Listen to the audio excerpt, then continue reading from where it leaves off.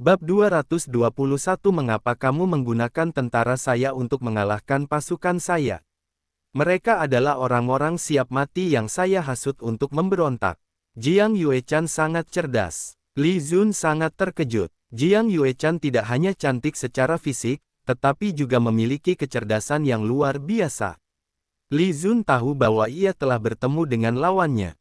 Kecerdasan yang ditunjukkan oleh Jiang Yuechan mungkin sebanding dengan Li Wenjun, dan mereka berada di level yang sama. Ini luar biasa. Apakah semua wanita di dunia ini begitu cerdas? Li Zun baru saja menjelaskan aturan catur padanya, dan kemudian memainkan permainan dengannya.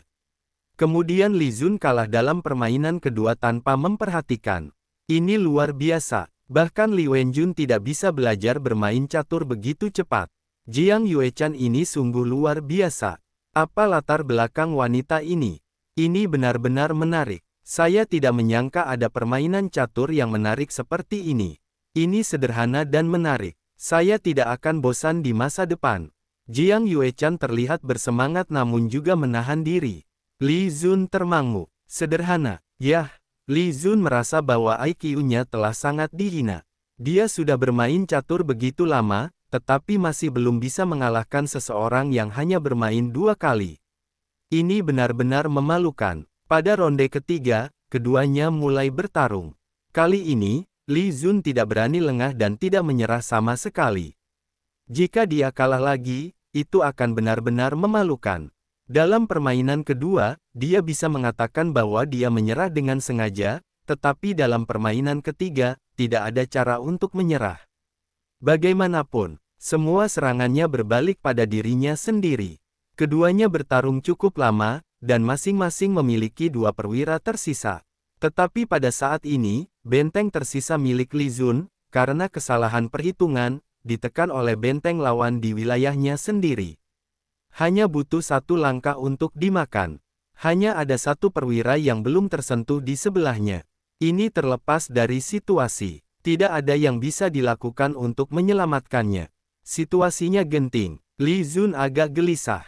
Jiang Yuechan segera tersenyum, senyum cantik, melemparkan pandangan pada Li Zun, dan berkata, "Hehe, sepertinya saya akan menang lagi. Jika saya makan benteng ini, situasi pertempuran akan berubah." Haha, Li Zun juga berkata dia tersenyum cerah, tetapi langsung mengambil perwira di wilayahnya sendiri dan memakan perwira lawan yang masuk ke wilayahnya. Jiang Yuechan terpesona dan segera berteriak, "Tidak, bukankah kamu bilang bahwa di dalam wilayah sendiri, perwira hanya bisa maju dan tidak bisa bergerak ke kanan dan kiri?" Li Zun berkata dengan ringan, salahkan saya pikir kita tidak akan mengalami ini, tetapi jika Anda mengalami itu, lihatlah sisa bidak catur. Apakah mereka sama? Dan mereka telah dimainkan selama lebih dari 1/4 jam. Ketika ini terjadi, beberapa kemampuan bidak tersembunyi akan dipicu, seperti pion saya. Anda bisa menyebutnya kekuatan khusus dengan bergerak maju, mundur, ke kiri, dan ke kanan dalam wilayah Anda sendiri. Jiang Yuechan menatap Li Zun dengan tatapan kosong, tidak melihat tanda-tanda kecurangan atau kecurangan apapun, dan hanya bisa mengernyitkan dahi. Lalu mengangguk. Kemudian, tidak butuh waktu lama, Jiang Yuechan berteriak lagi, "Mengapa gajahmu bisa menyeberangi wilayah? Bukankah kamu bilang itu tidak bisa menyeberangi wilayah?" Li Zun menjawab, "Bukankah saya sudah mengatakannya? Bidak catur yang tersisa memiliki kemampuan tersembunyi jika mereka dipicu, sampai ke batas ujung wilayah lawan. Anda bisa menyebutnya gajah terbang, sehingga bisa menyeberangi sungai. Jiang Yuechan, saya merasa seperti kamu sedang berbohong padaku." "Tidak apa-apa, jangan pikirkan itu." Beberapa saat kemudian, Jiang Yuechan menatap Li Zun tanpa ekspresi, menyaksikan Li Zun diam-diam menatap wajah tampannya, dan kemudian berkata, "Jenderal, kamu kalah." Jiang Yuechan menatapnya dengan tidak percaya dan bertanya, "Mengapa kamu menggunakan perwira saya untuk mengalahkan pasukan saya?" Li Zun berkata dengan tenang, "Karena perwira Anda adalah perwira saya yang menghasut pemberontakan, dan kemampuan tersembunyinya adalah pengkhianatan. Anda bisa menyebutnya agen bawah tanah." Jiang Yuechan berkata, bidak catur ini terlihat sama sekali tidak sederhana. Li Zun tertawa di dalam hati, tetapi tidak bisa melihat tanda-tanda apapun di permukaan. Dia mengangguk dan menghibur. Tidak apa-apa, Anda baru saja mulai bermain. Normal mengalami hal seperti ini. Ini akan menjadi lebih mudah setelah Anda bermain beberapa kali. Jiang Yuechan mengangguk, dan kemudian berkata, ayo, saya rasa saya hampir mengerti. Ngomong-ngomong, jika ada aturan lain, tolong beritahu saya sekaligus. Li Zun terdiam. Apa aturan apa? Aturan curang apa lagi yang ada? Tidak ada aturan. Benar-benar pribadi yang istimewa, wanita ini benar-benar menakutkan. Ini begitu mengagumkan. Kamu tidak bisa menang tanpa curang. Li Zun berkata dengan tenang, jangan khawatir, beberapa aturan hanya bisa dijelaskan dengan jelas saat Anda mengalaminya. Jika tidak, Anda tidak bisa memahaminya dengan jelas. Jangan khawatir, situasi tadi memang sulit untuk dihadapi. Aturan khusus ini hanya terjadi ketika dia perlu menipu dalam artian adu strategi, bukan berarti curang. Aturannya memang seperti itu. Jiang Yuechan melemparkan pandangan kepadanya dan mengangguk perlahan. Keduanya melanjutkan pertarungan. Namun, di tengah pertarungan, mata Jiang Yuechan tiba-tiba sedikit berubah, dia melemparkan pandangannya ke pintu masuk lorong, dan kemudian berkata, cukup sampai di sini dulu, saya harus pergi lebih dulu. Sesaat kemudian, dia melompat ke atas atap dan menghilang dengan cepat. Li Zun, apa yang kamu lakukan? Baginda, putri sulung ada di sini. Suara Yang Zong terdengar, dan Li Zun berbalik dan melihat Yang Zong memimpin Li Wenjun dan pelayan pribadinya Qinger masuk. Bab 222 Seperti apa jenis anggur yang membuat Li Zun begitu percaya diri?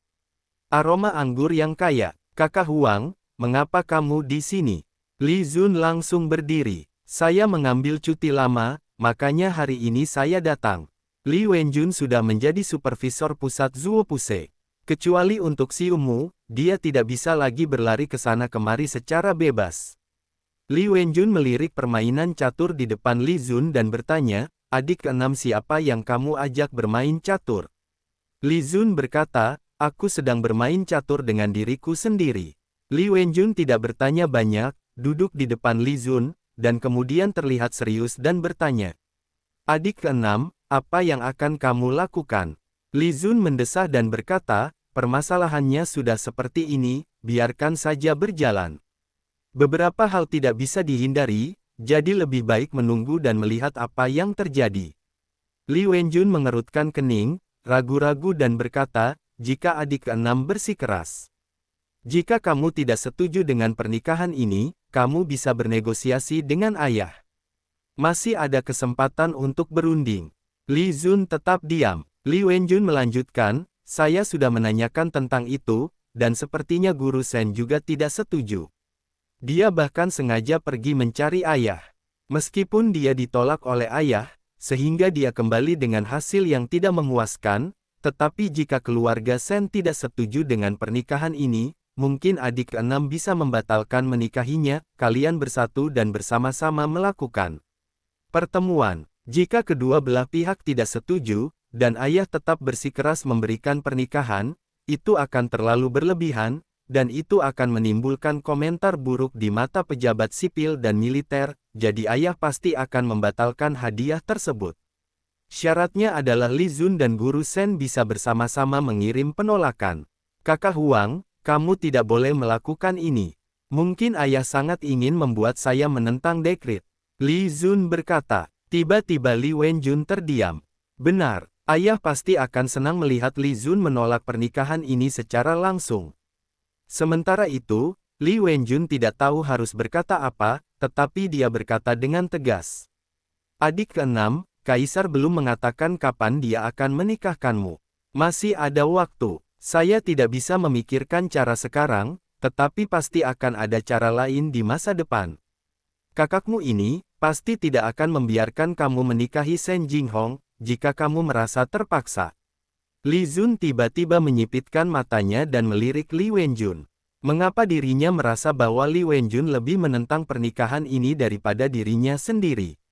Ini tidak masuk akal. Li Zun mengangguk dengan tenang, dan kemudian berkata, "Baiklah, Kakak Huang, mari kita tidak membahas ini lagi untuk saat ini. Karena kamu sudah di sini, mari kita mulai membicarakan kerjasama. Sekarang dia perlu menghasilkan uang. Dan itu uang cepat. Hanya dengan mendapatkan banyak uang dalam waktu singkat semua masalah bisa terselesaikan. Memang, uang adalah hal yang baik. Tidak peduli itu kehidupan masa lalu atau kehidupan ini, tidak ada pengecualian. Baiklah, waktu yang tepat, saya juga sangat penasaran tentang masalah ini. Bisnis seperti apa yang ingin adik keenam lakukan? Li Wenjun segera bertanya dengan senyum. Li Zun berbalik dan memberitahu Yang Zong, untuk pergi ke ruang bawah tanah untuk mengambil anggur longtai. Baik, Yang Mulia. Yang Zong segera berlari dengan senang hati. Pangeran ini bersiap untuk memulai bisnis anggur. Dan tampaknya dia akan bekerja sama dengan Yang Mulia Putri Sulung, ini benar-benar menyenangkan. Anggur. Li Wenjun terlihat bingung dan melirik Qinger di sampingnya, yang juga bingung, adik keenam, apakah kamu berencana untuk menjual anggur? Li Zun tersenyum, mengangguk, dan berkata, ya, Kakak Huang. Bisnis yang ingin kita kerjasamakan adalah menjual anggur. Ini, Li Wenjun terkejut, terdiam sejenak, dan segera berkata, tapi, adik keenam, kecuali untuk Huadiao, hampir tidak ada anggur lain. Pasar Huadiao adalah satu-satunya di ibu kota, bagaimana kita bisa mendapatkan keuntungan yang cukup dari itu? Qinger juga mengangguk diam-diam. Rasanya Li Zun seperti bercanda dan terlalu percaya diri. Setiap tahun, ada banyak orang yang mencoba membuka toko anggur, tetapi di bawah kekuatan Huadiao, tidak ada yang bisa menonjol dan berkembang. Di ibu kota, kecuali anggur Huadiao, hampir tidak ada ruang bagi anggur lain untuk bertahan hidup. Li Zun bercanda, Kakak Huang, jangan khawatir. Begitu kamu minum anggur saya, kamu akan tahu, saya tidak melakukan hal yang salah. Li Zun berkata sambil tersenyum, tetapi tidak buru-buru menjelaskan. Sebelum minum anggur longtai miliknya sendiri, Li Wenjun tidak mungkin mengerti dari mana kepercayaannya itu datang. Adik keenam juga tahu cara membuat anggur. Li Wenjun terkejut. Li Zun mengangguk, saya mencoba-coba beberapa alat, tetapi saya tidak menyangka akan menemukan cara khusus membuat anggur. Anggur yang saya buat sangat baik. Li Wenjun terkejut dan melihat Qinger. Kamu benar-benar tahu cara membuat anggur. Setelah membuat beberapa teh, Yang Zong membawa sebuah kendi anggur dan beberapa gelas anggur dan datang ke halaman dengan senyum.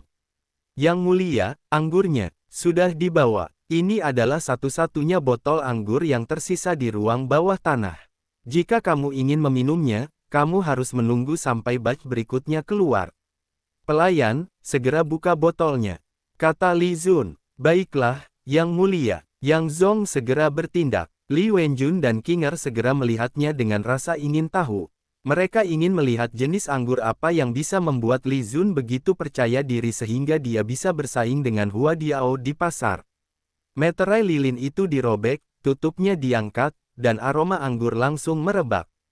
Li Wenjun dan Qinger menciumnya secara refleks, dan tiba-tiba mata mereka terbelalak. Bab 223 Bagaimana dengan anggur ini?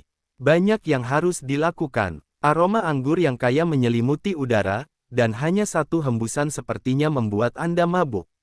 Baik Li Wenjun maupun Qinger sama-sama terdiam sejenak, menatap lurus pada anggur di depan mereka. Ketika Yang Zong melihat perubahan ekspresi kedua gadis itu, bibirnya mekar tersenyum. Anggur yang direbus oleh sang pangeran begitu luar biasa baik. Sangat mengejutkan, dan Yang Zong sangat senang melihat pemandangan ini. Li Zun tersenyum. Tapi, sekarang kamu tahu dari mana kepercayaan saya berasal, kan? Dia meletakkan 3 cangkir, lalu dengan lembut mengambil botol anggur, menuangkan 3 cangkir masing-masing, dan akhirnya meraih gelas dengan senyum.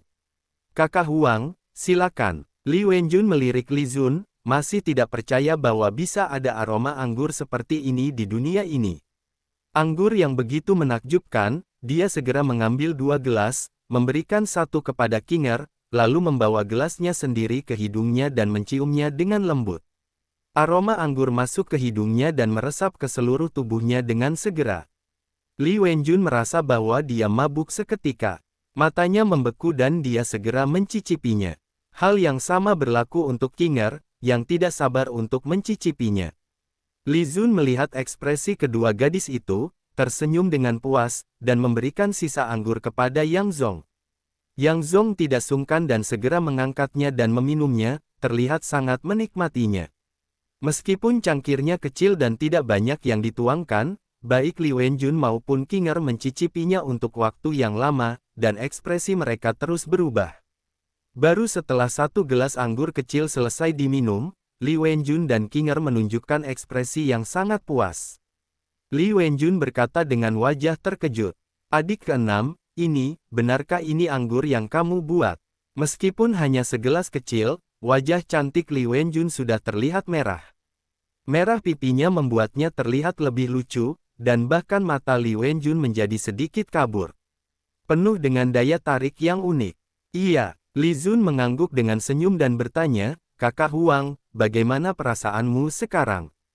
Apakah anggur ini bisa dibandingkan dengan Hua Diao?" Qinger berseru terlebih dahulu, "Setelah minum anggur ini, Hua Diao terlihat seperti air putih." Wajah Qinger memerah. Barusan, dia pikir Li Zun sedang bercanda, tapi dia tidak menyangka mendapat tamparan begitu cepat. Dia sama sekali tidak mengira bahwa ada anggur sebagus ini di dunia.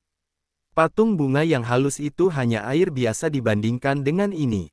Dahulu, dia pikir anggur terbaik di dunia adalah Hua Diao, tapi sekarang persepsi ini sudah benar-benar hancur. Qinger melihat botol anggur di atas meja dan menjilat bibirnya dengan tidak sadar, tentu saja dia masih memiliki lebih banyak yang ingin dikatakan.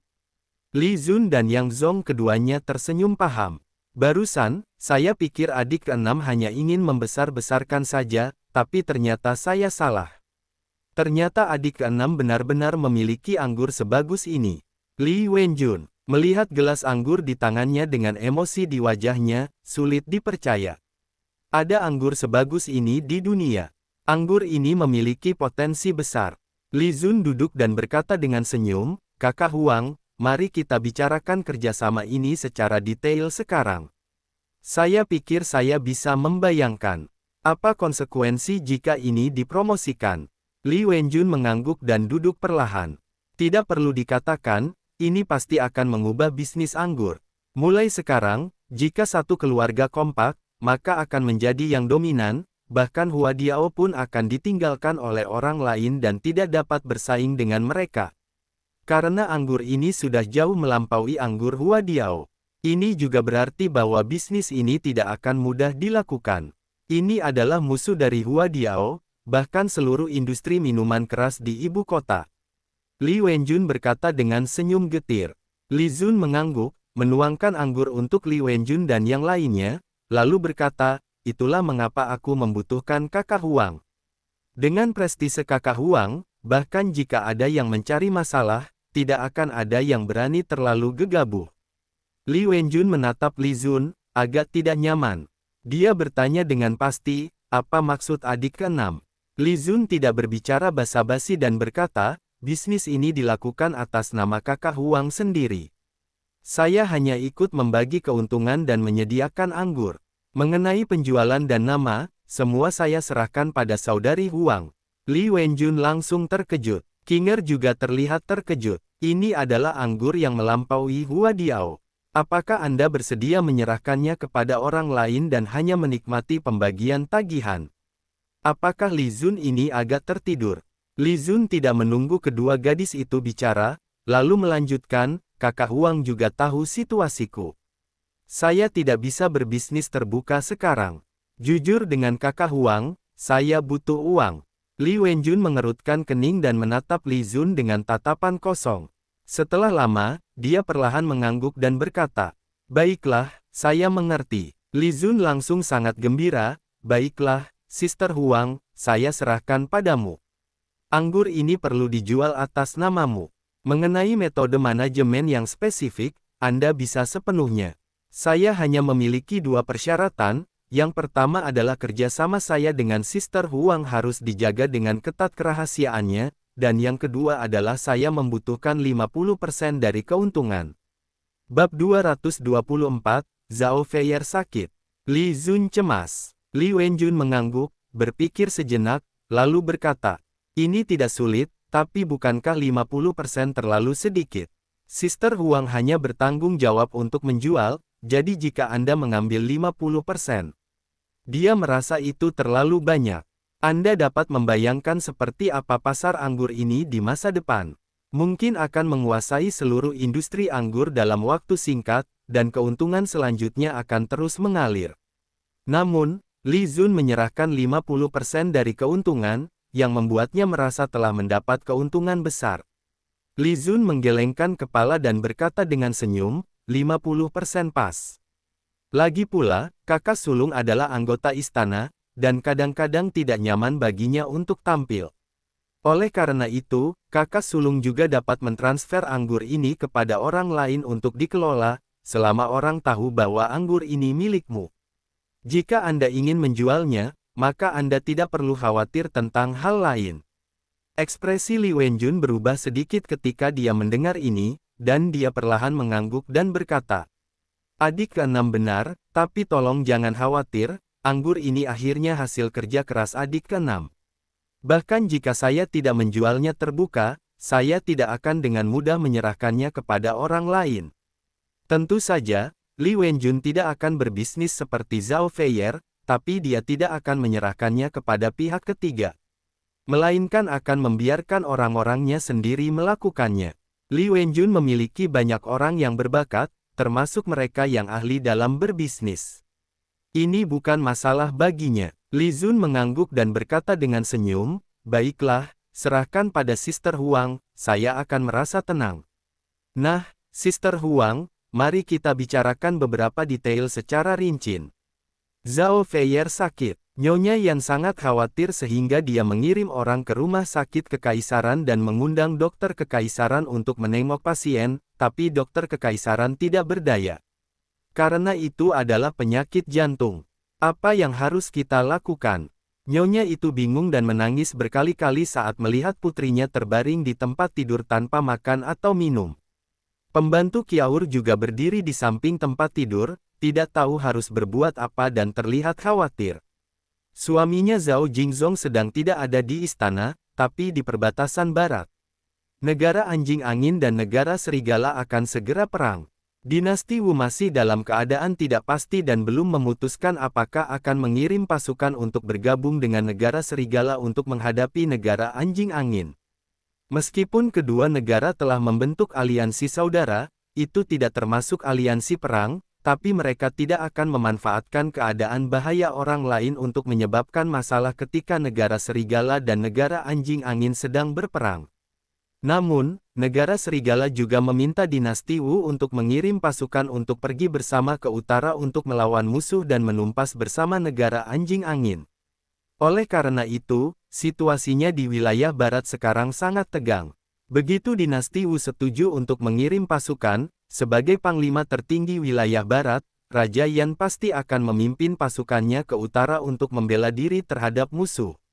Sekarang putrinya tidak mau makan atau minum, dan sakit parah. Ibunya tidak tahu harus berbuat apa, tapi dia juga tahu bahwa jika dia memberitahu Raja Yan pada saat ini, dia pasti tidak akan membantunya.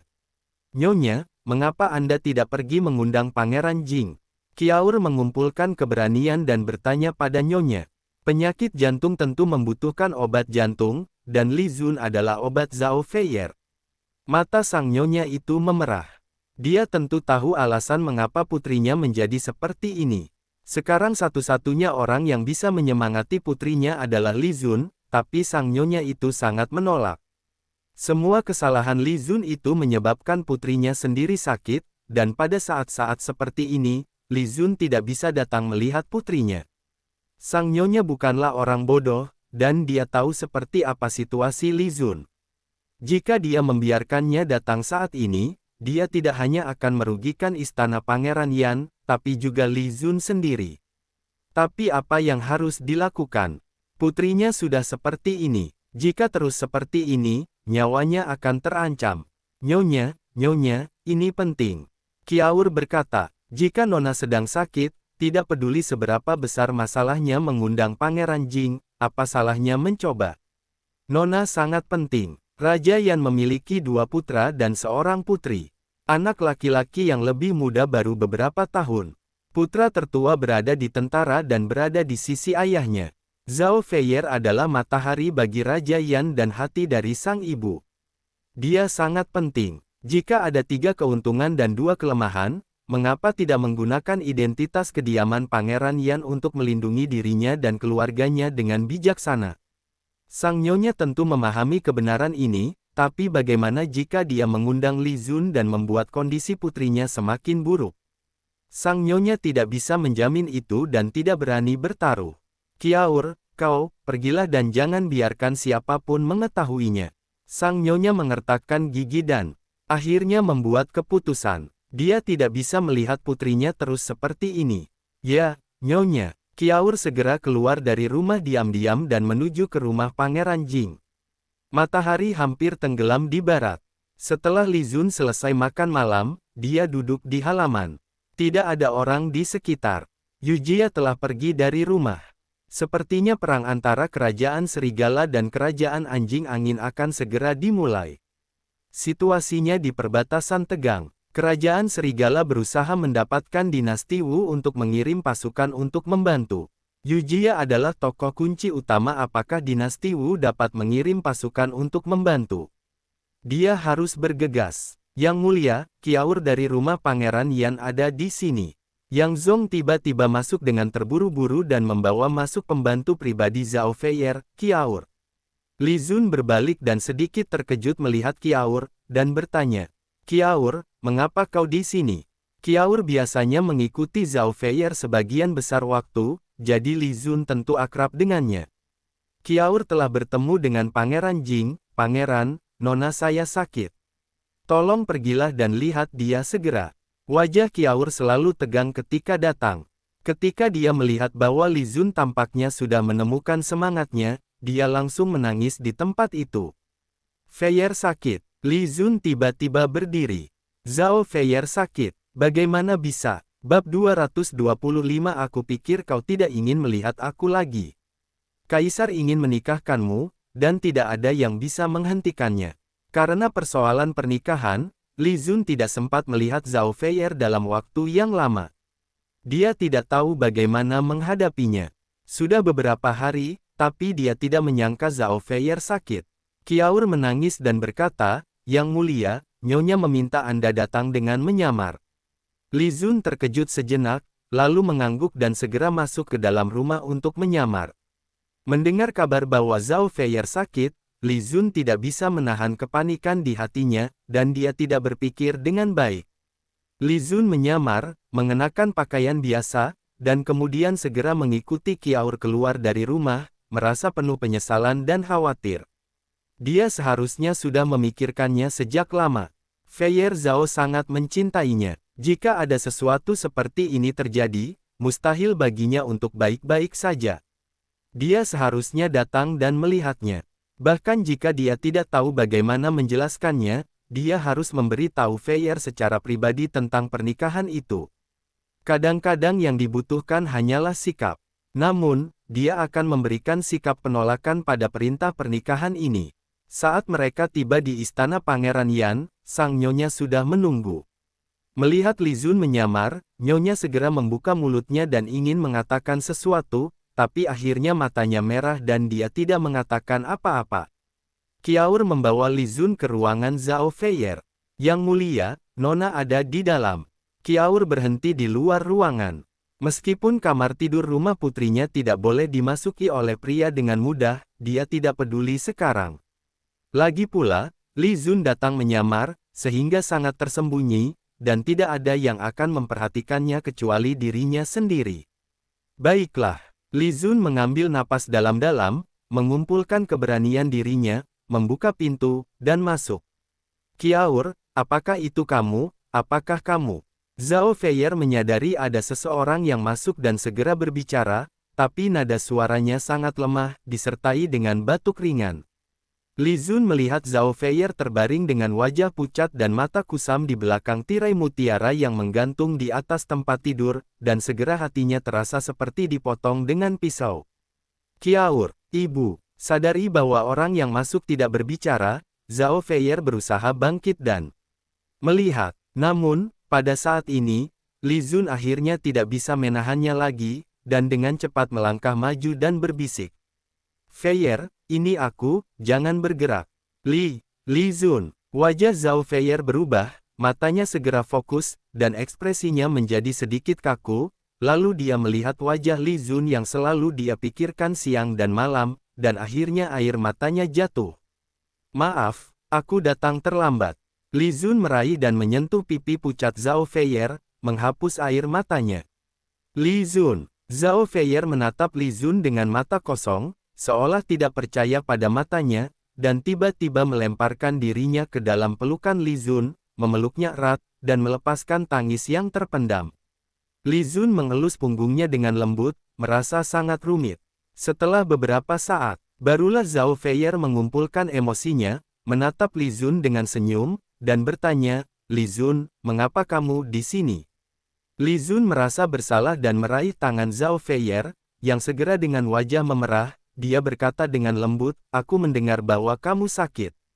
Zhao Feier terlihat agak tidak alami, Li Zun, aku baik-baik saja. Jangan khawatir. Li Zun menggelengkan kepalanya, maaf, seharusnya aku datang dan memberitahumu secara langsung. Seperti yang kamu katakan, ayahku tiba-tiba memberiku pernikahan, dan aku tidak tahu bagaimana menghadapimu.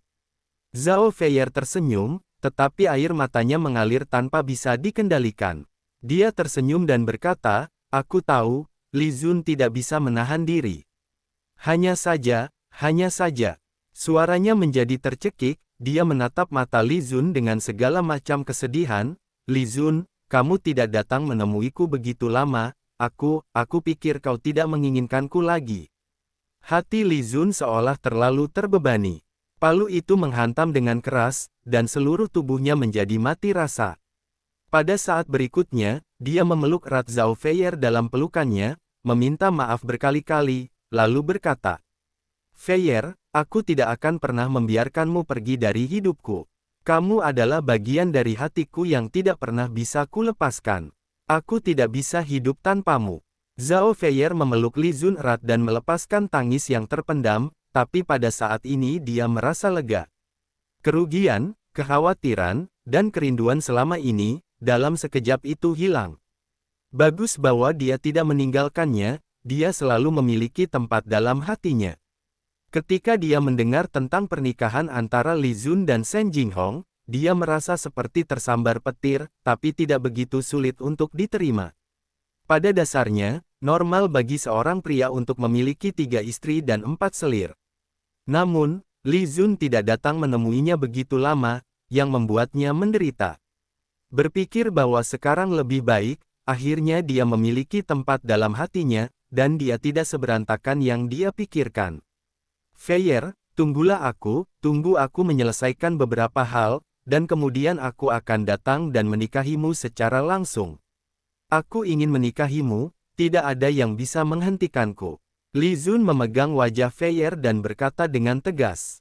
Zhao Feier tertawa, menangis dan tertawa, menatap Li Zun dengan mata kosong, hatinya benar-benar hancur, dia mengangguk dan berkata dengan lembut. Aku akan menunggu. Kemudian, dia mengambil inisiatif untuk mencium bibir Li Zun, terlihat malu dan canggung, tapi penuh dengan kelembutan. Li Zun segera merespons. Li Zun dengan tulus mendedikasikan ciuman pertamanya di dunia ini untuk Zhao Feier. Dua orang saling mencium untuk meningkatkan semangat hidup. Bersambung ke bab 226. Terima kasih. Bab 226 Yujia pergi, apakah kau enggan pergi? Yujia tidak tega meninggalkan pangeran. Li Zun keluar dari kamar Zhao Feier. Nyonya dan Qiaur telah memanggil semua pelayan. Mereka menunggu di luar rumah. Ketika melihat Li Zun keluar, Nyonya segera maju dan berseru, Pangeran Jing. Aku sudah bertemu dengan putri Anda.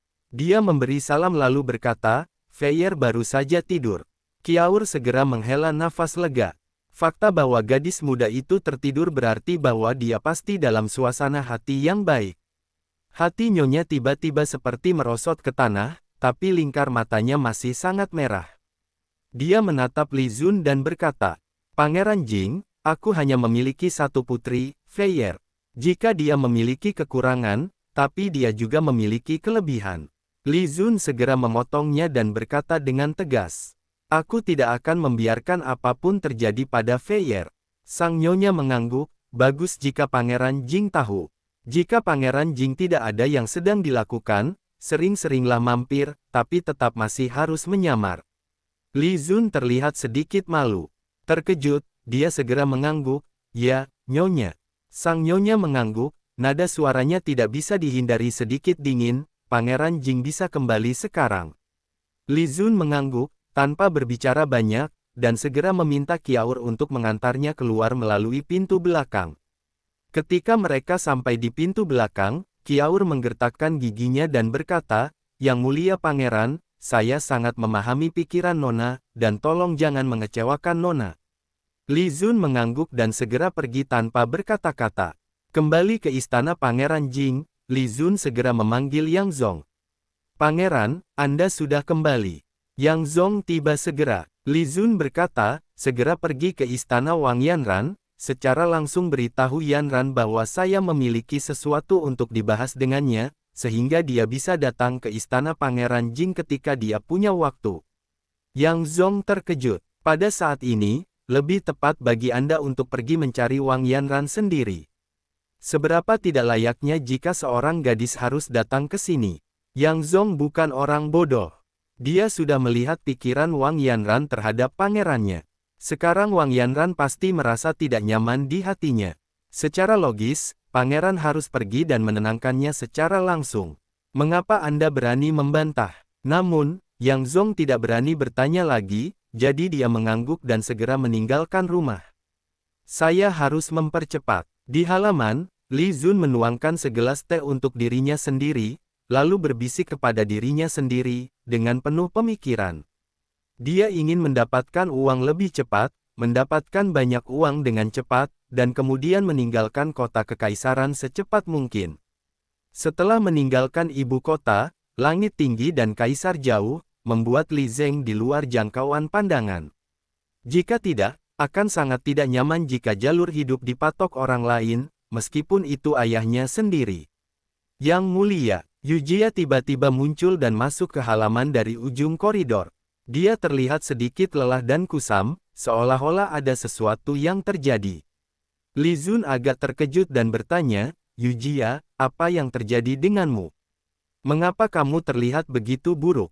Yujia mengeluarkan senyum terpaksa dan berkata, Tuan, saya takut saya harus mengucapkan selamat tinggal kepada Tuan. Yujia akan pergi. Li Zun tiba-tiba mengernyitkan kening dan segera bertanya, apa yang terjadi? Yujia mendesah dan berkata, Dinasti Wu menolak mengirim pasukan untuk membantu, dan perang antara Kerajaan Serigala dan Kerajaan Anjing Angin sudah dekat.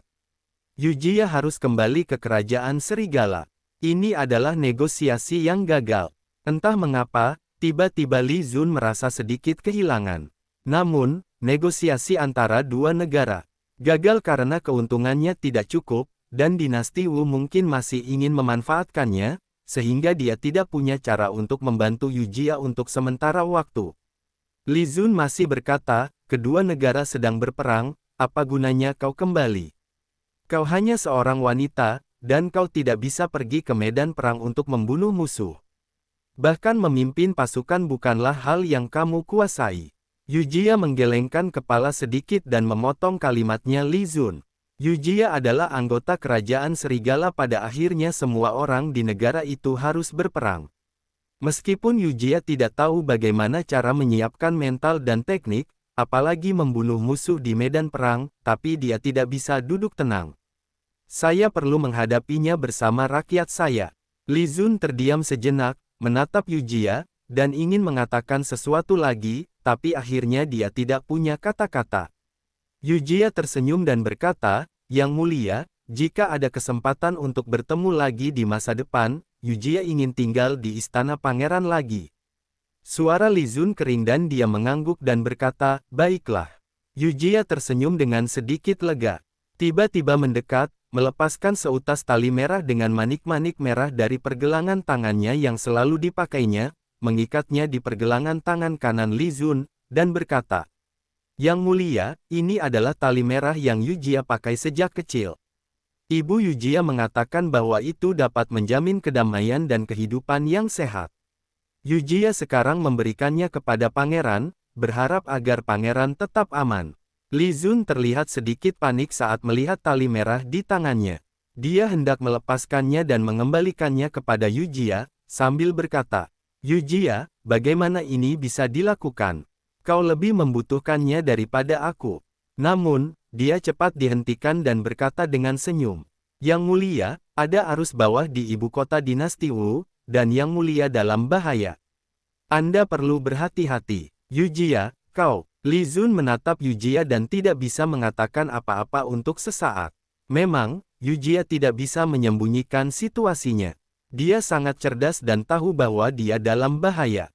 "Yang mulia," Yujia memanggil dengan lembut, tiba-tiba memeluk Li Zun, melemparkan dirinya ke dalam pelukannya, memeluknya erat, dan berkata dengan enggan untuk waktu yang lama, "Yujia tidak tega meninggalkan Yang mulia." Penerus bab 227 Perjalanan ke Barat, aku akan menulis semuanya sekaligus. Senang, Yujia pergi setelah acara perpisahan dadakan berakhir. Tiba-tiba Li Zun merasa bahwa istananya tiba-tiba menjadi sangat kosong. Meskipun ada banyak pelayan, Li Zun merasa sangat kosong. Ketika Yang Zong pulang, dia masuk ke halaman dan bertanya, "Yang mulia pangeran, apakah Yang mulia Yujia pergi?" Pelayan di rumah memberitahunya ketika dia pulang. Li Zun mengangguk, kerajaan serigala akan segera berperang dengan kerajaan anjing angin, dan Yujia harus kembali. Yang Zong segera berkata, "Tapi apa gunanya Yang mulia Yujia kembali?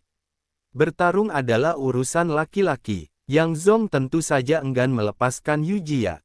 Yujia, bagaimanapun, telah tinggal di istana ini untuk waktu yang lama, dan tiba-tiba pergi. Yang Zong juga merasa kosong. Li Zun menggelengkan kepalanya dan kemudian bertanya, "Apa kata Yanran? Bagaimana dia? Bagaimana kabarnya belakangan ini?" Yang Zong menggelengkan kepalanya dan berkata, "Saya belum melihat Nona Wang. Nyonya Xiaozu mengatakan dia akan segera memberitahu Nona Wang. Tentang kondisi Nona Wang, Nyonya Xiaozu mengatakan bahwa Wang Yanran sering duduk termenung akhir-akhir ini." Li Zun terdiam. Yang Zong tidak bisa menahan diri untuk berkata, "Yang mulia, Wang Yanran adalah gadis yang baik. Akan disayangkan jika dia melewatkan kesempatan seperti ini." Li Zun berbalik untuk melihatnya, ekspresinya agak tak bisa berkata-kata, "Apakah kau pikir Wang Yanran bersedia menjadi selirku?" "Tidak bersedia atau bersedia, mungkin gadis itu benar-benar bersedia." Jadi, Li Zun segera menambahkan, "Bahkan jika dia bersedia, bagaimana Menteri Utama bersedia membiarkan putrinya menjadi selirku? Dengan cara yang sama, biarkan Zhao Feier menjadi selirnya." "Selir, aku takut Raja Yan akan membunuhku dengan pisau. Dia akan memotong diriku menjadi irisan kotak-kotak." Memikirkannya seperti ini, Li Zun merasakan keseraman di punggungnya. Alangkah bahayanya. Jika Anda tampan, Anda akan dengan mudah mengecewakan perasaan yang berbalut persahabatan banyak gadis. Yang mengerikan adalah bahwa dia tidak hanya tampan, tetapi juga berbakat, yang tanpa ragu menjadi daya tarik fatal bagi wanita zaman ini. Yang Zong melihat Li Zun dan tidak bisa menemukan apapun untuk membantah untuk sementara waktu, karena apa yang dikatakan pangeran itu adalah kebenaran. Oleh karena itu, pemberian pernikahan yang tiba-tiba dari sang raja membuat banyak hal menjadi tidak terkendali, yang terasa sangat buruk. Tuan dan pelayan duduk bersama di tangga tanpa mengatakan sepatah kata pun, jatuh dalam kesunyian yang mendalam. Pada tengah hari keesokan harinya, Wang Yanran datang juga. Dia muncul di koridor halaman dengan Xiaozu. Meskipun terlihat muram dan lesu, dia tetap datang. "Mengapa kamu meminta saya datang?" Wang Yanran terlihat dingin dan duduk di halaman. Li Zun duduk di hadapannya dan menuangkan teh untuknya. Melihat sikapnya yang dingin, ia tersenyum dan berkata, "Apa aku tidak boleh memintamu datang jika aku tidak punya pekerjaan?" Wang Yanran tidak berkata apa-apa dan menatap Li Zun, ekspresinya tiba-tiba menjadi sedikit tersinggung, bahkan lingkaran matanya perlahan-lahan menjadi merah, seolah-olah dia sangat dirugikan. Apa yang kamu lakukan? Li Zun berbicara cepat untuk menghentikannya, agar tidak jadi menangis. Aku meminta datang padamu hari ini karena aku punya sesuatu untuk dibicarakan. Wang Yanran mengatupkan bibirnya, dan akhirnya menahan air matanya, nada bicaranya agak serak. Apa masalahnya? Dia bertanya kaku. Aku telah memutuskan untuk mulai menulis volume ketiga buku perjalanan ke barat. Apakah kamu ingin membacanya? Li Zun berkata sambil tersenyum. Ah! Wang Yanran terdiam sejenak, lalu segera berkata, benarkah? Kamu tidak bohong padaku. Mengapa aku harus berbohong padamu? Tentu saja itu benar, dan aku tidak hanya harus menulis volume ketiga, tapi juga menyempatkan waktu untuk menyelesaikan volume ketiga. Akan ada juga volume 4 yang ditulis.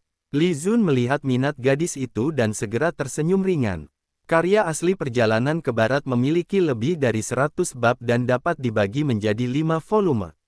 Namun, ia memendekkan beberapa bagian, jadi lebih tepat untuk menulisnya menjadi 4 volume. Tentu saja, setiap volume akan sangat tebal ketika dicetak. Harga setiap volume juga perlu ditentukan ulang. Li Zun merasa harga Perjalanan ke Barat terlalu rendah sebelumnya, tetapi tidak mudah untuk tiba-tiba mengubah harga. Sekarang bahwa sudah menjadi lebih tebal, ia bisa menemukan alasan untuk mengubah harga. Baiklah, baiklah. Wang Yanran sangat senang dan berseru dengan girang.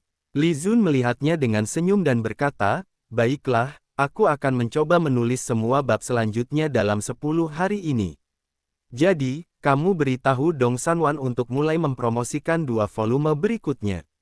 Jika tidak ada halangan yang terjadi, 2 volume berikutnya akan dijual secara bersamaan. Baiklah, itu tidak masalah. Selama kamu menulis kelanjutannya, aku akan segera memberitahu Dong Sanwan. Wang Yanran berkata dengan antusias. Menulis 20.000 hingga 300.000 kata dalam 10 hari adalah pekerjaan yang banyak, tetapi untungnya, Li Zun hanya menyalin konten dalam pikirannya dan hanya perlu melakukan beberapa modifikasi, jadi tidak perlu memeras otaknya, jadi tidak terlalu sulit. Tentu saja, dia mungkin akan mengalami kram tangan saat menyalin. Apakah kamu merasa lebih baik sekarang? Tanya Li Zun sambil tersenyum saat melihat wajah Wang Yanran yang tidak lagi muram dan penuh kegembiraan. Namun, begitu dia bertanya, dia menyesal. Benar, Wang Yanran segera menjadi dingin dan sombong lalu berteriak. Tidak, saya akan memberitahu Yang Mulia Putri Tertua nanti, bahwa kamu adalah penulis buku Perjalanan ke Barat. Bab 228, berikan penjelasan apapun yang dibutuhkan Yang Mulia Pangeran. Memberi tahu Li Wenjun bahwa dia yang menulis buku Perjalanan ke Barat. Li Zun tiba-tiba terdiam. Namun, memikirkan fakta bahwa dia telah bekerja sama dengan Li Wenjun untuk menjual anggur, Li Wenjun akan tahu tentang dirinya sedikit demi sedikit, jadi tampaknya tidak apa-apa untuk membiarkan Li Wenjun tahu bahwa buku Perjalanan ke Barat ditulis olehnya. Namun, dia tidak tahu apakah wajah Li Wenjun akan terlihat baik atau tidak setelah mendengar kabar itu nantinya. Dia mungkin akan sedikit marah. Bagaimanapun, orang yang sering dipuji oleh Li Wenjun tentang lusuren, toh sebenarnya adalah Li Zun. Memikirkan ini, Li Zun ingin sedikit tertawa, lalu berkata, karena kamu begitu ingin memberitahu kakak Huang, maka beritahu saja dia, selama bisa kamu bahagia. Wang Yanran terdiam sejenak, dan bertanya, apakah kamu tidak bilang itu harus dirahasiakan? Kamu bisa melakukannya sekarang. Apakah kamu sudah memberitahu putri tertua? Li Zun berkata dengan acuh tak acuh, kakak Huang akan tahu itu lebih cepat atau lebih lambat. Jika membuatmu bahagia, kamu bisa memberitahunya. Hatinya Wang Yanran terasa seperti terkena petir. Mereka semua terdiam sejenak, dan kemudian jantung mereka mulai berdegup kencang. Apa maksudnya? Dia jelas akan menikahi orang lain, tapi mengapa dia mengatakan hal-hal sembrono dan konyol ini padanya? Apakah dia ingin mengambil semua gadis? Orang yang tak tahu malu. Pria jahat. Wajah Wang Yanran tiba-tiba memerah, dan dia segera berdiri dan berteriak, Xiao Zhu, mari kita pulang. Melihat wajah sang nona memerah, Xiao Zhu agak bingung. Mengapa dia tiba-tiba memerah saat mengatakan ini? Li Zun juga bingung. Mengapa gadis ini tiba-tiba pergi? Dan bahkan membuat wajahnya memerah. Apakah dia mengatakan sesuatu yang salah? Li Zun teringat bahwa mungkin kata-katanya yang membuat gadis itu memerah selama dia bahagia.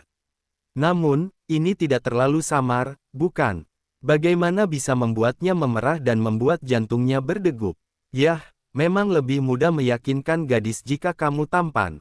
Li Zun menggelengkan kepalanya dan menghela nafas lega di dalam hatinya.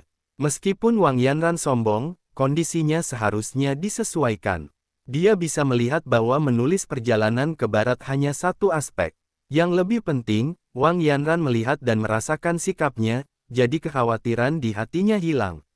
Ini dianggap sebagai membujuk. Bagaimanapun juga, masalah ini tidak bisa disalahkan pada Li Zun, ini semua adalah maksud sang putra mahkota.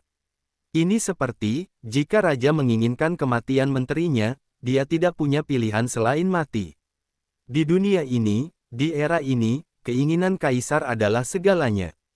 Siapa di dunia ini yang bisa dengan mudah menentang keagungan kaisar? Wang Yanran dan gadis-gadis lainnya semuanya melihat dengan jelas dan mengerti. Rumah Sen Jinghong sudah lama tidak pergi ke kamp pasukan terlarang. Ada 5.000 prajurit pasukan terlarang di kota. Kekaisaran yang hanya mendengarkan perintah kaisar. Mereka memiliki 3 letnan dan 1 jenderal untuk memimpin mereka. Pemimpinnya adalah Ye Hong. Sen Jinghong adalah salah satu dari 3 letnan dan memiliki sebagian kekuatan untuk memimpin pasukan. Namun, pasukan terlarang adalah pasukan unggulan yang tidak bisa dikirim seenaknya tanpa medali emas kaisar untuk penempatan pasukan. Tidak ada gunanya bagi Sen Jinghong memiliki hak untuk memimpin pasukan. Dia tidak bisa menggerakkan kekuatan pasukan terlarang. Tentu saja, Sen Jinghong tidak berniat peduli tentang urusan pasukan terlarang belakangan ini. Dia sangat terlibat dalam masalah perintah pernikahan dari kaisar dan tidak bisa lepas darinya. Dia tidak bisa tenang, jadi dia hanya tinggal di istana dan tidak keluar sama sekali. Meskipun Sen Jinghong tidak bisa dikatakan sebagai wanita yang sepercantik, tapi dia memiliki wajah cantik dan fitur wajah yang sangat halus. Dia juga bisa disebut sebagai wanita cantik. Jika dia ditempatkan di rumah pelacuran, selama dia bisa memainkan musik, catur, kaligrafi, dan lukisan, dia tidak akan bisa dibandingkan sama sekali dengan kebanyakan pelacur lainnya. Lebih penting lagi, karena sering latihan seni bela diri, dia memiliki tubuh yang sangat bagus. Sampai pada tingkat tertentu, bentuk tubuh para wanita cantik biasa, itu tidak dapat dibandingkan dengannya. Kaki-kaki panjang dan ramping itu saja sudah bisa menghancurkan seseorang, dan gadis-gadis biasa dari keluarga baik tidak bisa bersaing dengannya. Sen Jinghong mengenakan pakaian rumahan yang sederhana dan duduk di taman. Rambutnya diikat sederhana menjadi ekor kuda. Ini adalah cara dia sering mengikatnya di kamp pasukan terlarang. Itu sederhana dan tidak mempengaruhi pertempuran. Mungkin karena dia sudah terbiasa, tetapi Sen Jinghong dengan rambut ekor kuda dan pakaian sederhana, terlihat seperti seorang wanita cantik yang angkuh keluar dari lukisan, dan dia sangat mencolok. Sen Lai melihat adiknya di kejauhan, sedikit terdiam, dan kemudian berkata kepada ayahnya di sebelahnya, jika tidak mempertimbangkan hal lain, Pangeran Jing adalah jodoh yang sangat baik untuk adik. Dia tampan dan berbakat, dan statusnya juga tinggi. Tidak buruk, pria seperti itu langka di dunia, seorang wanita harus menikahi pria seperti itu. Sen Kuo tidak berbicara, wajahnya tanpa ekspresi.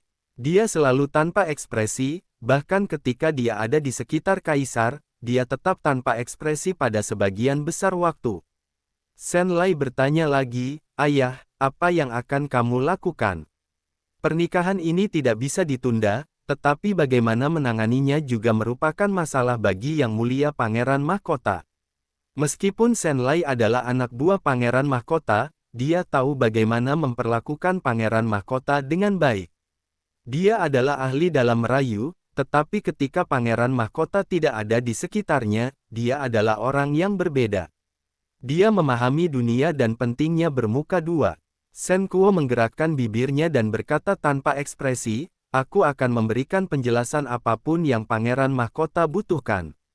Jika aku benar-benar tidak bisa menjelaskannya, aku akan meneruskannya kepada Yang Mulia Kaisar. Aku, Shen Kuo, bukanlah orang bodoh. Bab 229 Sikap Yang Mulia Pangeran Mahkota. Pangeran keempat benar-benar mengganggu. Sebelum matahari terbenam, Shen Lai pergi ke kamar tidur Pangeran Mahkota, di Istana Timur. Di perjalanan ke sana, dia melihat Pangeran keempat menuju ke harem, membuat dia sedikit mengernyitkan kening. Kemudian, dia segera masuk ke Istana Pangeran. Yang Mulia Putra Mahkota, ayahku telah mengatakan bahwa aku harus patuh pada semua perintah Yang Mulia. Shen Lai berbicara dengan hormat, dengan wajah yang memelas. Shen Lai menggunakan keterampilan bicaranya dengan sangat mahir. Ayah mengatakan bahwa dia akan memberikan penjelasan apapun yang dibutuhkan oleh Yang Mulia Putra Mahkota. Dengan kata lain, bukankah ini berarti bahwa semua tergantung pada instruksi Pangeran Mahkota? Meskipun maknanya agak berbeda, Pangeran senang ketika dia mendengarkan ini. Memang, Pangeran yang sedang memegang gulungan tiba-tiba mengangkat kepalanya dan menatap Shen Lai yang masuk. Wajahnya sedikit ceria dan dia berkata, "Jadi, Tuan Shen juga berpikir bahwa pendekatan yang aku lakukan layak." Shen Lai mengangguk, matanya bergerak sedikit, dan dia berkata, "Ya, itulah yang dimaksud ayahku." Pangeran langsung senang setelah mendengar ini. Dia berencana untuk mengabaikan masalah tersebut dan tidak menyatakan posisinya, hanya berpura-pura bahwa pernikahan Shen Jinghong dengan Li Zun tidak ada dan ingin menanganinya secara samar-samar. Sebaliknya, dia akan perlu mengambil inisiatif untuk bersahabat dengan Li Zun. Sesuatu seperti itu pernah terjadi sebelumnya. Meskipun itu sengaja, jika dia sekarang menurunkan wajahnya dan menunjukkan persahabatan kepada Li Zun, dia akan kehilangan martabat sebagai seorang pangeran mahkota. Oleh karena itu, karena Shen Kuo tidak keberatan dengan apa yang dia lakukan, semuanya baik-baik saja. Namun, Shen Lai mengubah topik pembicaraan dan berkata, "Pangeran Mahkota juga tahu bahwa ayahku selalu sangat peduli dengan adikku. Pernikahan antara Pangeran Jing dan adikku adalah pasti sudah membuatnya pusing. Jika Pangeran Mahkota berkenan menyatakan ketegasan, ayahku mungkin akan lebih bahagia." Pangeran Mahkota mengerutkan keningnya segera. Shen Lai telah tumbuh dewasa bersamanya, jadi dia tahu apa yang akan dia lakukan. Shen Lai, apakah ini berarti bahwa dia ingin meminta perdamaian dengan Li Zun? Bagaimana bisa? Dia adalah seorang pangeran mahkota. Seharusnya Li Zun yang mengambil inisiatif untuk menunjukkan kebaikan hatinya. Namun, ini terkait dengan fraksi politik. Dari sudut pandang Li Zun, dia tidak perlu datang untuk menunjukkan kebaikan hatinya. Lagi pula, itu tidak akan memengaruhinya. Dia tidak membutuhkan dukungan dari fraksi politik manapun, tetapi hal itu berbeda bagi Pangeran Mahkota. Sikapnya menentukan stabilitas fraksi. Kegembiraan Pangeran Mahkota hilang dalam sekejap. Dia menatap Shen Lai yang tampak polos dengan mengerutkan kening, dan untuk sejenak dia tidak tahu apa yang harus dikatakan. Agak sulit baginya untuk mengambil inisiatif untuk bertemu dengan Li Zun dan menyelesaikan konflik masa lalu mereka. Tetapi ini terkait dengan sikap keluarga Shen dan putranya. Shen Lai telah membuatnya sangat jelas bahwa pernikahan Shen Jinghong dengan Li Zun sudah pasti, dan Shen Kuo sangat peduli tentang putrinya. Jika Li Zun tidak berbaik hati dengan dia, itu bisa mempengaruhi dia. Keluarga Shen sudah lama setia padanya. Keluarga Shen saat ini adalah aset yang terbesar, dan dia tidak bisa kehilangannya. Shen Lai melihat perubahan ekspresi Pangeran Mahkota dan tahu bahwa dia tidak bisa memaksa untuk saat ini, jadi dia segera mengubah topik dan berkata, "Sekali lagi, Yang Mulia, saya baru saja melihat Pangeran keempat. Sepertinya dia pergi ke harem." Pangeran Mahkota mengubah ekspresinya seketika, dan dia menyeringai sambil berkata, "Kurasa sudah waktunya untuk pergi menemui Selir Chen." Dia sangat mengerti bahwa bukan pangeran keempat yang menakutkan, tetapi yang menakutkan adalah orang di belakangnya. Itu adalah Selir Chen. Wanita ini tidak mudah ditaklukkan. Jika dia tidak mengalami nasib buruk saat itu, dia khawatir tidak akan mungkin untuk menduduki posisi pangeran mahkota, tetapi justru akan jadi milik anak keempat. Mengetahui Selir Chen dan pangeran keempat sedang bertemu, dia tidak bisa duduk di Istana Timur dengan pikiran yang tenang. Senlai berkata, Yang Mulia, saya khawatir Pangeran keempat akan melakukan beberapa gerakan dalam beberapa hari terakhir.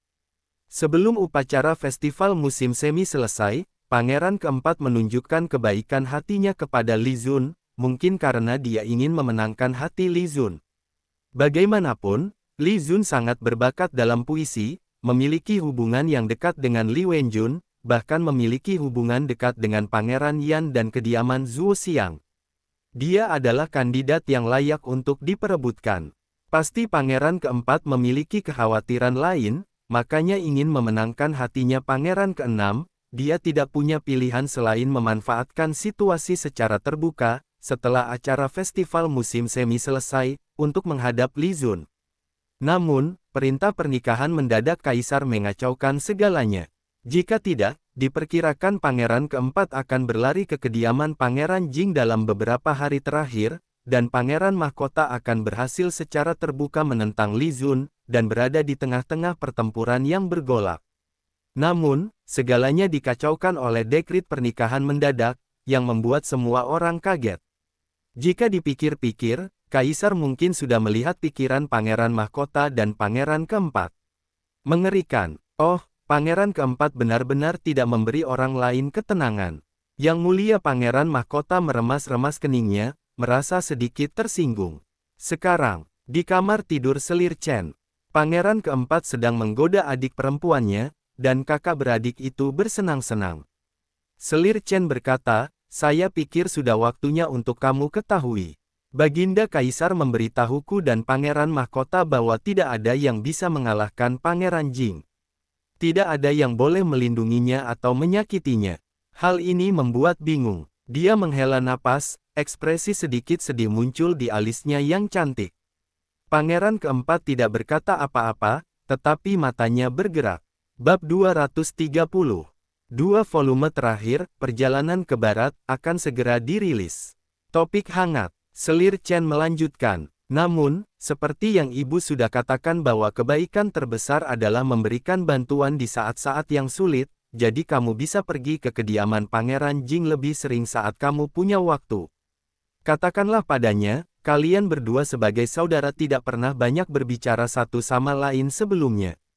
Ini kesempatan bagus. Selir Chen tentu tidak akan melepaskan kemampuannya untuk memenangkan hati Li Zun dengan mudah, dan dia selalu menggunakan kemampuannya dengan sangat mahir. Mata Pangeran keempat sedikit menyipit, dia berpikir sejenak, lalu berkata, "Ya, ibu, anak mengerti." Selir Chen mengangguk, melempar pandang ke putrinya yang kecil, matanya bergerak sedikit, lalu berkata, "Pergilah, Xiaoyi juga harus ikut. Sudah waktunya untuk pergi keluar dan bersenang-senang. Ibu telah sibuk membuat sulaman akhir-akhir ini dan tidak punya waktu untuk mengajaknya keluar bermain.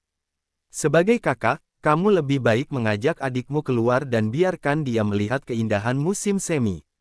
Pangeran keempat melihat ibunya dengan agak tidak nyaman. Dia mengerti, tetapi dia segera bereaksi dan berkata dengan cepat, "Baiklah, ibu, ini adalah harem. Kecuali ayah, tidak nyaman bagi seorang putra untuk datang dan pergi secara sering, dan ibu dan anak sering bertemu, yang akan menimbulkan kecurigaan, jadi diperlukan alasan yang baik." Sebuah alasan menjemput adik perempuannya untuk pergi bermain dan kemudian mengantarnya pulang adalah alasan yang sempurna. Memang, dia layak menjadi selir utama sang kaisar. Pangeran keempat terkesan di hatinya, dan dia merasa jauh lebih santai saat dia memikirkan bahwa dia bisa sering mendapatkan bimbingan dari ibunya belakangan ini. Pangeran keempat pergi dengan puas. Selir Chen melirik langit, kemudian melirik pelayan di sisinya, dan berkata, "Huair, siapkan diri, saya ingin pergi ke istana Baginda Kaisar." "Baiklah, Yang Mulia Selir Chen." Berita yang sedang populer baru-baru ini Perjalanan ke Barat tiba-tiba muncul lagi. Berita yang sangat menarik dan meledak di masyarakat, toko buku Luming akan segera merilis 2 volume terakhir Perjalanan ke Barat. Berita ini segera melanda seluruh kota Chang'an, dengan cepat memicu banyak topik yang ramai. "Bagus sekali, saya telah membaca volume kedua ini selama beberapa hari. Akhirnya saya hanya bisa menunggu berita lanjutannya. Jadi, perjalanan ke barat ini akan berakhir. Bagaimana mungkin? Saya belum puas membacanya. Hanya tinggal 2 volume lagi. Bagaimana bisa begitu sedih? Sangat sedih bahwa perjalanan ke barat akan berakhir. Bagus sekali. Saya baru saja membeli volume pertama dan volume kedua, dan saya belum membacanya. Jadi, setelah saya selesai membaca 2 volume ini, saya mungkin akan membaca 2 volume berikutnya. Saya mendengar bahwa perjalanan ke barat sangat bagus hingga meledak penjualannya. Saya tidak tahu apakah itu benar. Jika iya, maka saya akan mengambil 2 volume berikutnya juga. Promosi 2 volume berikutnya dari perjalanan ke barat menyebar ke seluruh jalanan. Ini membawa topik obrolan yang sangat hidup dan menciptakan lebih banyak hal untuk dibicarakan setelah makan malam. Berita ini segera menyebar ke istana. Li Zeng baru saja selesai membaca memo dan sedang istirahat, membolak-balik beberapa buku yang tidak penting, ketika Wang Lian masuk dengan gembira dengan langkah-langkah kecil. Baginda, kabar baik, kabar baik. Suara Wang Lian terdengar sebelum dia masuk ke ruang kerja kerajaan. Li Zeng mengangkat kepalanya, menatap Wang Lian yang masuk dengan bingung dan bertanya, "Kasim Wang, apa yang membuatmu begitu bahagia?" Wang Lian memiliki wajah yang cerah. "Baginda, saya mendengar bahwa volume lanjutan dari perjalanan ke barat akan segera keluar." Sungguh, wajah Li Zeng tiba-tiba menjadi bahagia, dan kelelahan dari meninjau memo itu segera hilang. "Kapan itu akan keluar?" Wang Lian menggelengkan kepala. Waktu yang spesifik tidak diketahui, tetapi toko buku Luming sudah melakukan promosi, saya kira itu akan ada di akhir bulan. Dia seharusnya bisa segera menjualnya. Wajah Li Zeng kehilangan sedikit kebahagiaan dan dia berkata, "Kamu ini, dasar orang tua, ini bukanlah kabar baik. Kabar baik itu kalau bisa melihatnya besok." Dia mengatakan ini, tetapi Li Zeng tetap sedikit bahagia. Wang Lian berkata dengan cepat, "Budak ini pantas mati." Tetapi ekspresinya tidak menunjukkan tanda-tanda mengakui kesalahannya, dia hanya berpura-pura. Li Zeng sudah melihat jelas tampilan rubah tua di wajah orang tua ini, jadi dia segera tidak peduli, dan hanya berkata, "Saya perintahkan kamu, saat buku perjalanan ke barat mulai dijual, kamu bisa memesannya untuk saya." "Ya Yang Mulia, saya akan lakukan yang terbaik." Wang Lian tersenyum. Li Zeng mengangguk puas dan kemudian bertanya, "Ada apa belakangan ini?" Wang Lian segera berkata, "Pangeran Mahkota telah berada di Istana Timur. Pangeran keempat pergi menemui Selir Chen semalam." Li Zeng mengangguk dan tersenyum. Dia tersenyum dan berkata, "Selir Chen datang menemui saya semalam dan mengatakan bahwa dia akan merenda bantal untuk saya. Dia tidak bisa membawa Xiao Yi bersamanya, karena pangeran keempat keluar dari harem untuk mengajaknya bermain." "Haha, saya pikir saya tidak tahu apa yang ada di pikiran ibu dan anak itu." "Apa? Tapi, biarkan mereka melakukannya." Mata Wang Lian sedikit menyipit, tetapi dia melanjutkan tanpa komentar. "Yang Mulia, kemudian tentang Putri Ping An, ada beberapa berita beredar bahwa kediaman Putri Ping An akan melakukan bisnis anggur. Dia ingin memberi salam kepada sang paman lebih dulu, semacam meminta izin pada penanggung jawab anggur Hua Diao. Li Wenjun tinggal di istana sebelumnya, tetapi sekarang sudah dilarang, karena dia sudah diberikan kediaman di luar istana. Dia bisa pindah dari istana kapan saja dan tinggal di istana Ping An." "Oh." Li Zeng tercengang sejenak, agak terkejut, tetapi kemudian dia merasa lega dan berkata tanpa berpikir terlalu banyak, "Wen Jun sangat berbakat. Sekarang dia ingin mencoba industri anggur, jadi saya akan memberi salam kepada sang paman." Bersambung ke bab 231. Terima kasih.